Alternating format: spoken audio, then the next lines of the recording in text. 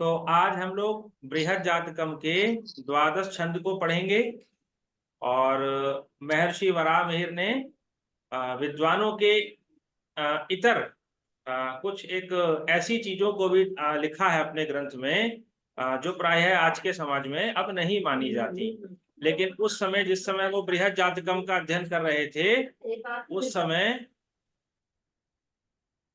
तो उस छंद में हमने ये जाना था कि होरा जो होती है वो राशि का आधा भाग होती है ना। और बृहस्पति जो होता है वो राशि के 3 भाग होते हैं, 10 10 10 अंश के। तो एक राशि में 3 बृहस्पति होते हैं। प्रथम होरा का जो अधिपति होता है वो सम और विषम राशियों के अनुसार होता है। विषम राशियों में प्रथम होरा का जो अधिपति होगा वो सूर्य होगा, द्वितीय होरा का अधिपति चंद्रमा होगा। इसी तरह से सम राशियों में प्रथम होरा का अधिपति चंद्रमा होता है और द्वितीय होरा का अधिपति सूर्य होता है। ये आप लोगों को स्पष्ट हो गया होगा। आज का जो विषय है बड़ा ही रोचक विषय है। और पहले आपको मैं एक थोड़ा सा आपकी रुचि पैदा हो जाए उस छंद को पढ़ने के लिए, तो थोड़ा सा एक आनंद संस्कृत के साहित्य का हम लोग लेने का प्रयास करेंगे और तब हम अपने इस छंद को पढ़ेंगे। तो ये छंद आप लोगों को दिख रहा होगा, सभी को बोर्ड पर सबको दिख रहा है स्पष्ट तरीके के साथ। नहीं नहीं। ठीक है। तो ये जो छंद है ना, इसको हम लोग इंद्र वज्रा छंद कहते हैं। संस्कृत के साहित्य में पहले भी हम लोग पढ़ चुके हैं बहुत। तो इंद्र वज्रा छंद क्या होता है, थोड़ा सा इसको समझ लेते हैं, फिर आपको आज का छंद समझने में आसानी हो जाएगी। तो एक साहित्य दर्पण एक ग्रंथ है संस्कृत के साहित्य का, बड़ा ही अच्छा ग्रंथ है। सरस रोचक प्रकरण उसमें आपको मिलेंगे, बहुत सारे पद्य आपको मिलेंगे, उसी से ये पद्य जो है लिया गया है। तो आप देखेंगे कि प्रथम जो 3 अक्षरों का समूह है वो गुरु गुरु लघु है। इसको हम क्या कहते हैं, तगड़ कहते हैं। उसके बाद फिर आप देख रहे होंगे गुरु गुरु लघु आ गया, यानी कि ये फिर से तगड़ हो गया, अर्थात 2 तगड़ इसमें आ गए। उसके बाद आप देखेंगे तो लघु गुरु लघु हो गया, ये जगड़ हो गया। और अंत में आप देखेंगे तो 2 गुरु आ गए हैं। ठीक है। तो इसका वर्णन क्यों है इंद्र वज्रा छंद में किया गया, देखिए क्या है। परिस्थिति ये है कि चंद्रमा निकले हुए हैं और चंद्रमा जो प्राकृतिक छटा उनसे बन रही है वो कैसी बन रही है। किन्नेदं नभो मंडलमंबुराशि नैताश्च तारा नवफेन भंगा नायं शशि कुंडलितः फणीन्द्रो नासौ कलंका शयितो मुरारी। कहा गया कि ये जो आसमान है ना ऊपर, नभमंडल जो है, न इदम नभो मंडलम, ये नभमंडल नहीं है, ये आसमान नहीं है, बल्कि क्या है ये अम्बु राशि, ये समुद्र है, समुद्र का जल बिखरा हुआ है, उसका समूह है ये, अथाह समुद्र है ये जो आसमान आप देख रहे हैं ये आसमान नहीं है, ये जल का समुद्र का जल है। और नैताश्च तारा नवफेन भंगा, और ये जो तारे देख रहे हैं आप, ये तारे नहीं है, बल्कि क्या है, ये नवफेन भंगा, माने उस समुद्र में जो नया नया फेन, जो झाग पैदा हुआ हो, ये झाग है। और नायम शशि कुंडलित है फणींद्रो, और ना ही ये चंद्रमा है, ना अयम शशि, ये शशि नहीं है, बल्कि क्या है, कुंडलित है फणींद्रो, माने कुंडली मार करके कोई सर्प बैठा हुआ है। और नासौ कलंक क्षयितो मुरारी, और ना ही ये कलंक आपको दिख रहा है चंद्रमा के ऊपर, ये कोई कलंक नहीं है, बल्कि क्या है, ये शयितो मुरारी। मुरारी कहते हैं भगवान शिव, भगवान विष्णु जो है ना। मुर के अरि है वो, मुर नामक शत्रु राक्षस का वध किया उन्होंने, तो मुरारी कहलाए वो। तो भगवान विष्णु जो है सो रहे हैं उस धब्बे के रूप में, वो भगवान विष्णु ही शयन कर रहे हैं। तो व्यास जी कितनी सुंदर प्राकृतिक छटा का जो वर्णन है इस इंद्र वज्रा जय छंद में सिंह। किया गया। और इसी इंद्र हिंदी हो वज्रा, जाए। हाँ, इसी इंद्र वज्रा छंद को अपनाया जो है हमारे ऋषि, किन्होंने, वराहमिहिर ने। और उन्होंने क्या कहा, 11 वर्ण होते हैं, हाँ, 11 11 वर्ण। वर्ण इसमें होते हैं और 4 इसमें हम्म। चरण होते हैं। समवृत्त छंद कहते हैं इसको, सभी चरणों में समान अक्षर होते हैं। तो देखेंगे आप क्या कह रहे हैं वो इंद्र वज्रा छंद में वराहमिहिर अपने द्वादश छंद में। यही हमारा आज का विषय है कि केचित् तुहोराम प्रथमां भपस्य वाञ्छन्ति लाभादिते द्वितीयां द्रेकाण संज्ञामपि वर्णयन्ति स्वद्वादशैकादश राशिपानाम। यहाँ पर महर्षि वराहमिहिर ने होरा और द्रेषकाण की एक दूसरी मान्यता के बारे में बताया है। माने तत्कालीन जिस समय बृहद जातकम लिखा जा रहा था उस समय होरा के विषय में एक दूसरी विचारधारा भी प्रचलित थी।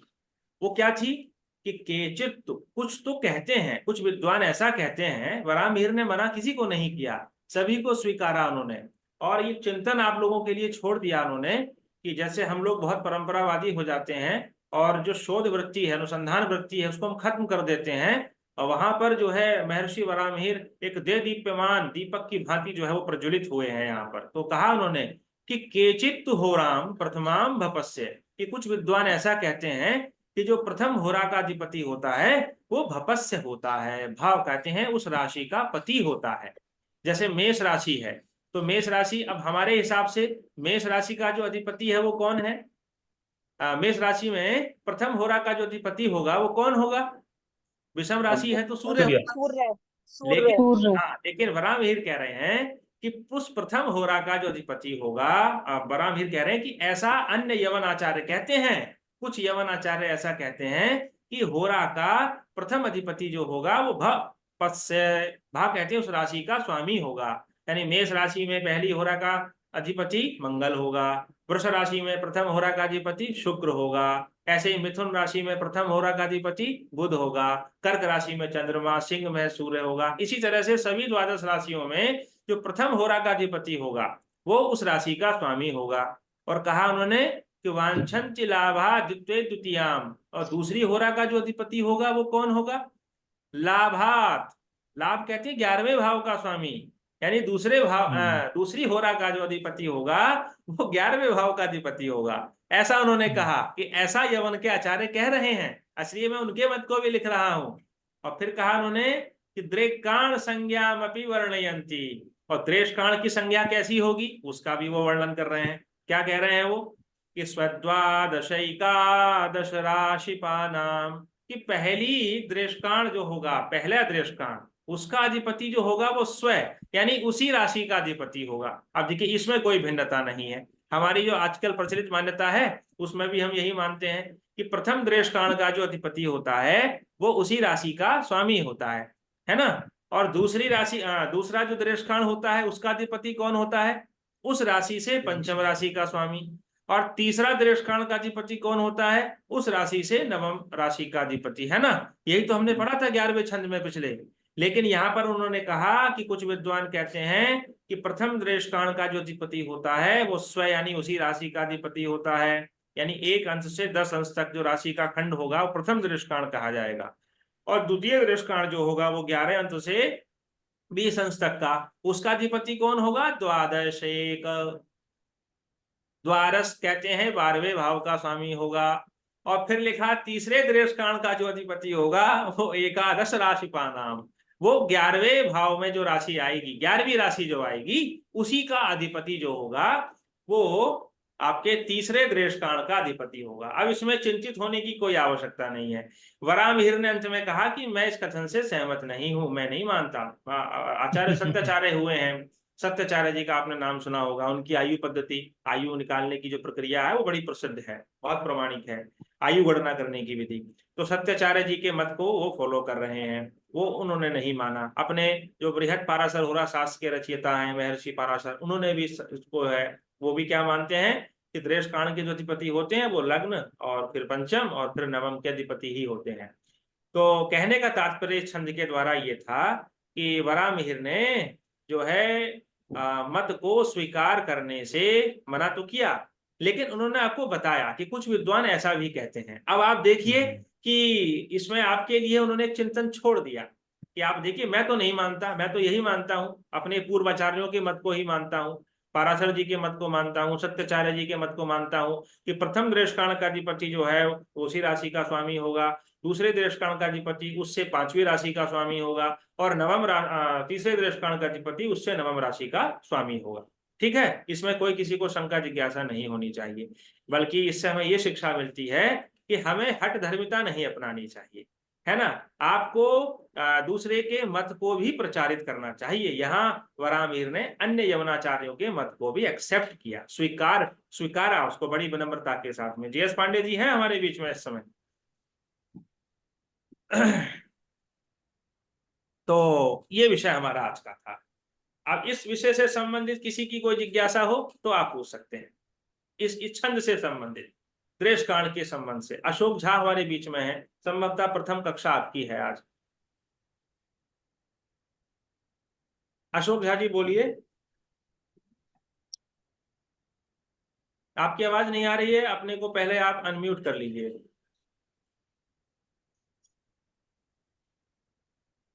गुरुजी प्रणाम। जी जी जी, बताइए, इस छंद से संबंधित कोई शंका जिज्ञासा आपकी है? अभी तो मैं जो जस्ट आपसे बात ही कर रहा हूँ, क्या पढ़ा है नहीं नहीं देखा मैंने। अच्छा देखता अच्छा, हूँ। कोई बात नहीं। तो हम लोगों ने ये सीखा है आज कि प्रथम पिछले 11वें छंद में हमने ये जाना था कि जो द्रेष कांड के अधिपति होते हैं, द्रेष कांड क्या होता है, द्रेष कांड का मतलब क्या है? एक राशि का 3 भाग। हाँ, ये यूनानी शब्द को ही लिया उन्होंने, द्रेष कांड। एक राशि के 3 हिस्से कर दीजिए। एक राशि का मतलब 30 अंश का एक भाग, है ना। आकाश मंडल में जब 12 भाग हम कर देते हैं भचक्र के, तो एक खंड जो है वो एक राशि कहलाता है। उस एक राशि के भी आप 3 हिस्से कर दीजिए।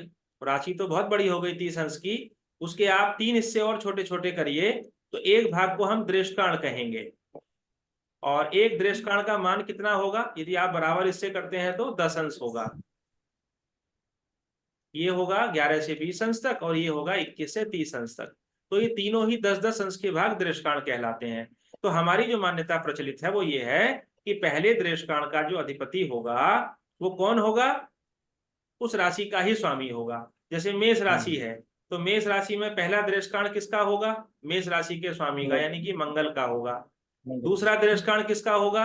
मेष राशि से 5वीं राशि अर्थात सिंह राशि।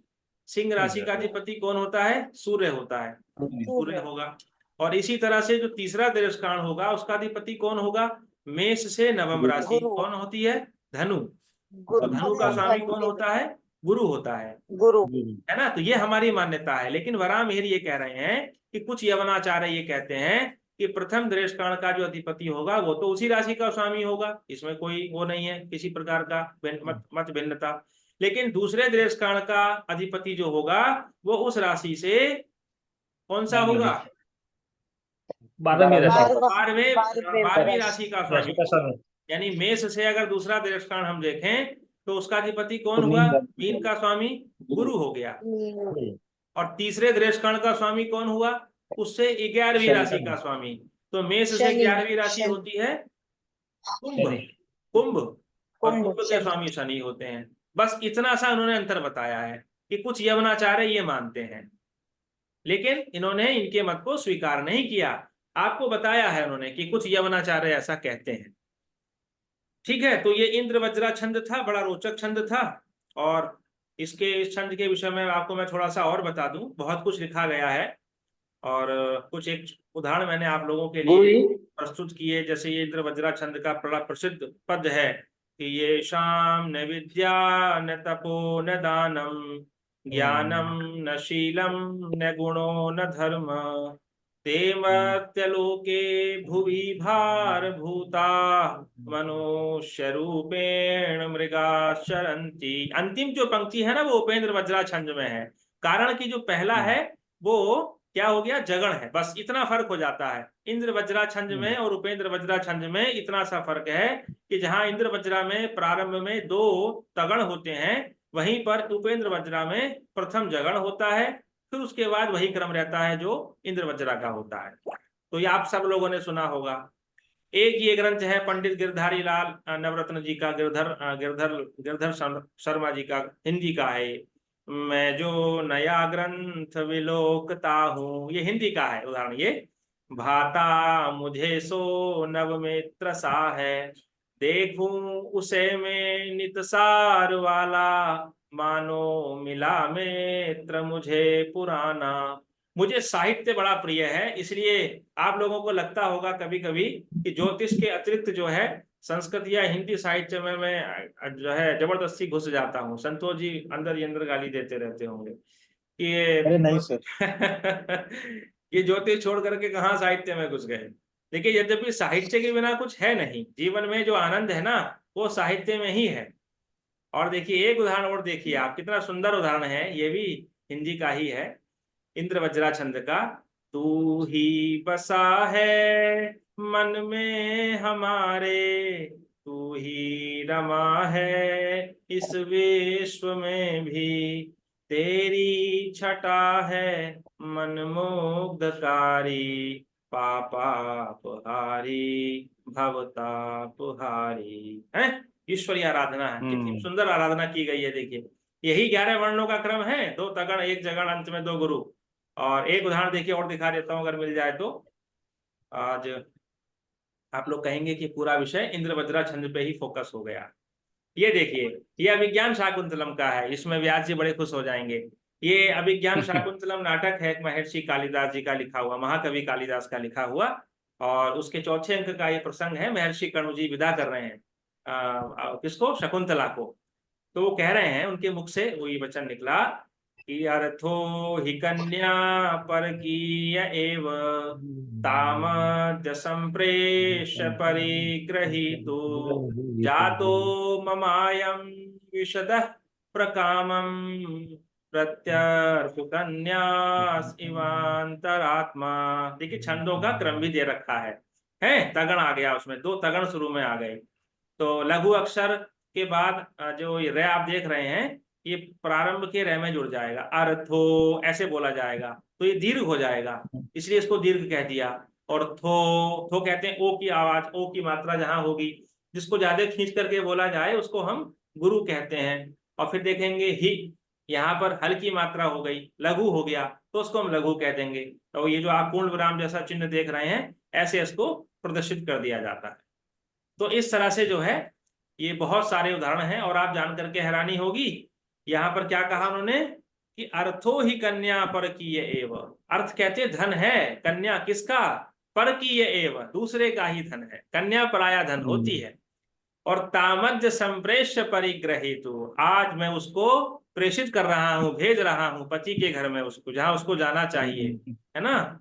और फिर आगे क्या कहा उन्होंने कि जातो ममायम विशुद्ध प्रकामम, आज मेरा मन जो है बड़ा निश्चिंत हो गया है, क्योंकि प्रत्यर्पित न्यास इवांतरात्मा, ये वहां अर्पित होने जा रही है जहां इसको जाना चाहिए। ठीक है, तो सही जगह कन्या अपने स्थान पर पहुंच रही है, पिता क्या चाहेगा और इससे। तो ऐसे बहुत सारे उदाहरण जो है वो ये भरे हुए हैं इंद्र वज्रा छंद से, ये सब मैंने आपको बता दिए हैं आज। और भी बहुत सारे उदाहरण हैं। अर्थो ही कन्या में आप देखेंगे तो उत्प्रेक्षा अलंकार का भी प्रयोग हुआ है यहाँ पर, है ना। अर्थो ही कन्या परकीय एव, और आगे लिखा उसमें तामद्य संप्रेष्य परिग्रहीतु, अर्थो ही कन्या, ये उत्प्रेक्षा अलंकार का भी उदाहरण है एक तरह से। उत्प्रेक्षा इव आ गया उसमें, प्रत्यर्पित न्यास इवांतरात्मा, कि जैसे अंतरात्मा मेरी प्रसन्न चित्त हो गई हो, इव कहते भांति, उसकी भांति। तो जहां इव भांति इस तरह के प्रसंग जहां पर आ जाएं, यहाँ पर जो है उत्प्रेक्षा अलंकार होता है। जैसे श्याम और है ना, बिहारी, उनका बिहारी लाल का दोहा कि मनो नीलमणि शैल पर आतप प्रयो प्रभात, श्याम सलोने गात, भूल रहा हूं मैं, मनो नीलमणि शैल पर, मानो नीलमणि के पर्वत पर सूर्य की किरणें पड़ रही हो। तो ऐसा बिहारी लाल जी ने लिखा है इसके प्रसंग में भी। तो मतलब कहने का तात्पर्य यह है कि इंद्र वज्रा छंद आपको इतना मिलेगा, और जितने भी संस्कृत के साहित्य से जुड़े हुए ग्रंथ हैं उसमें आपको ही मिल जाएगा।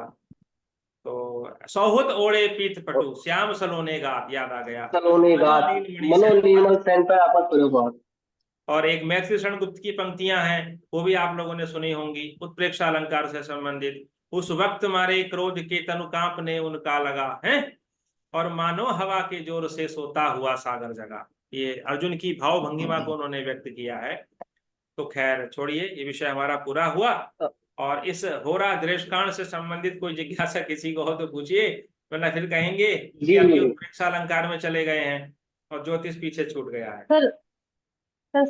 इसमें पहला जो दृष्टांत होगा वो 10 अंश तक होगा, 10 अंश तक। 10 अंश से जैसे ही एक प्रतिविकला ऊपर होगा और बीस अंश तक वो जी द्वितीय दृष्ट काल में चला जाएगा। इसी तरह से जी 20 अंश के बाद जैसे ही एक प्रतिविकला आगे बढ़ेगा वो फौरन जो है 30 अंश तक तृतीय दृष्ट काल में चला जाएगा। ठीक है, और अधिपति जी वही रहेंगे। प्रथम दृष्ट काल का अधिपति जो है वो उसी राशि का अधिपति होगा, द्वितीय दृष्ट काल का अधिपति उस राशि से पांचवी राशि का स्वामी होगा, प्रथम तीसरे त्रिकोण दृष्ट और काल का अधिपति उस द्वितीय राशि त्रिकोण। से नवम राशि का स्वामी होगा। मैं आपको एक जन्म पत्रिका दिखा देता हूं। और गुरुजी जो राशियों का आपने दिशा बल मतलब किस दिशा में कौन सी राशि होती है उसका प्रयोग कहाँ करते हैं?